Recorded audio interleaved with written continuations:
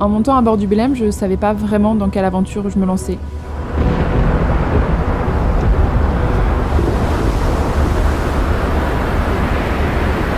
C'était un monde qui était complètement inconnu pour moi, la voile, la navigation. Et j'y ai passé une semaine très enrichissante. C'est comme une parenthèse où on partage 8 jours avec des inconnus qui finalement ne restent pas si longtemps que ça.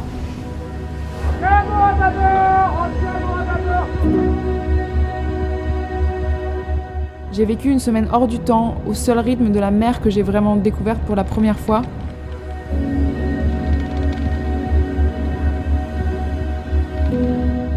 Je m'appelle Manon et voici mon aventure sur le Belém.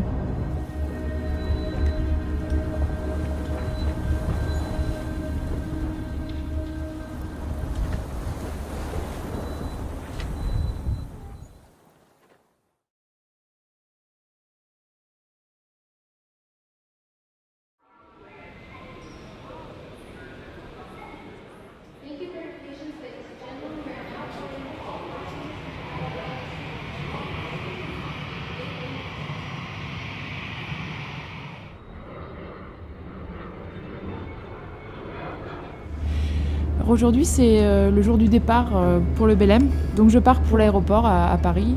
Et il s'avère que mon premier vol est un peu en retard et du coup j'arrive quand même à avoir le deuxième, mais mes bagages non. Donc j'arrive au Danemark sans ma valise, sauf que je dois aller directement à bord du Belém. Donc on arrive à 21h où on se retrouve tous. Je découvre un grand bateau en bois avec de grandes voiles, quelque chose d'assez historique, d'assez authentique. C'est vrai que c'est beau à voir. Et donc Justine nous explique un peu comment ça se passe, nous explique où est-ce qu'on va dormir, où sont les toilettes femmes, les toilettes hommes, quelques petites consignes de sécurité très rapides puisque le départ n'est que demain à 10h et d'autres passagers arrivent demain matin.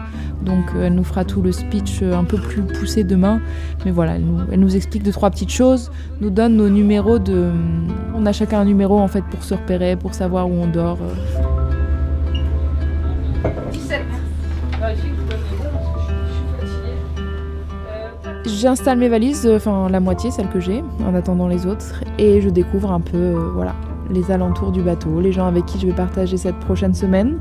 Je me demande comment vont être les nuits, la proximité, le froid aussi parce qu'il y a un petit vent frais et on est encore à quai, donc j'imagine qu'en pleine mer ça va être encore autre chose. Un peu d'appréhension, voilà, on verra comment cette première nuit se passe. Je verrai demain matin dans quel état je me réveille, puisque le réveil est prévu à 7h du matin pour le petit déjeuner.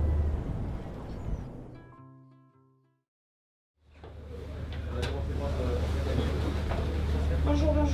Je vais voir déjà si tout le monde a eu son sac. Non, ouais. Il n'y a que toi qui arrive ce matin normalement. Ouais. Tous les autres, c'est tout bon? Oui. J'attends.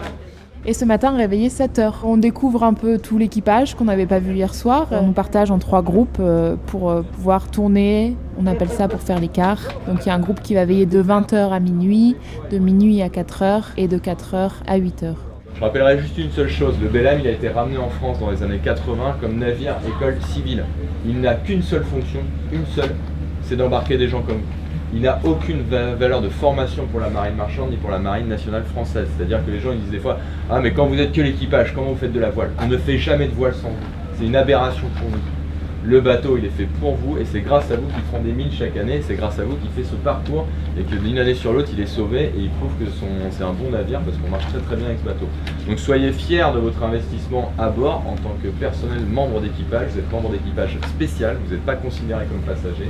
Donc voilà, je vous souhaite à tous un très très bon embarquement et puis je vous reverrai au quotidien au fur et à mesure et tous les matins à 9h quoi qu'il arrive. Allez, encore une fois merci et bienvenue à bord.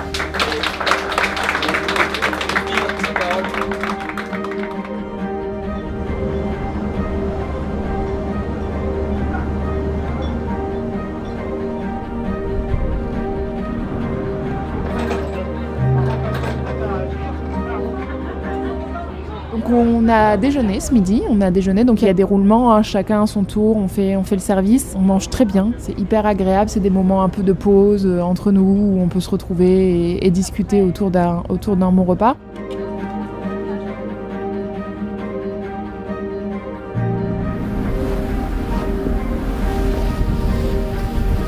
La première journée se passe plutôt bien pour moi, ça n'a pas été le cas de tout le monde parce que ça a été assez houleux. C'est vrai qu'on a eu pas mal de vent, une mer agitée, donc des gens un peu malades, hein. On n'est pas tous égaux.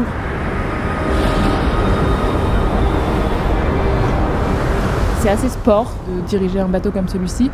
Il y a besoin de main d'œuvre, je comprends pourquoi les stagiaires sont utiles. Bien sûr, on ne peut pas tout assimiler en quelques heures, mais en tout cas, on se prend vite au jeu, qui n'est pas vraiment un jeu, justement parce qu'on est obligé de faire fonctionner tout ça correctement. On arrive dans un endroit qui est beaucoup plus étroit, donc on ne peut plus naviguer avec les voiles, il faut qu'on utilise seulement le moteur, donc il a fallu descendre tout ça, et comme c'était dans notre quart, il y avait moins de main d'œuvre. Donc c'était assez sportif, mais justement hyper intéressant. C'est vrai que ces moments de quart sont des moments beaucoup plus intimes avec la vie du bateau. On a vraiment l'impression de plus pouvoir découvrir les choses, de plus y accéder, de pouvoir discuter avec les matelots, et puis de vraiment être utile quoi, sur le bateau. Donc c'est vrai que j'ai adoré ce premier quart. Demain je fais minuit 4h, je ne sais pas si je le vivrai de la même manière. Il va être bientôt minuit et je vais aller me coucher hyper satisfaite de ma journée. Et je pense que je vais super bien dormir pour demain matin réattaquer la journée à 7h avec le petit déjeuner.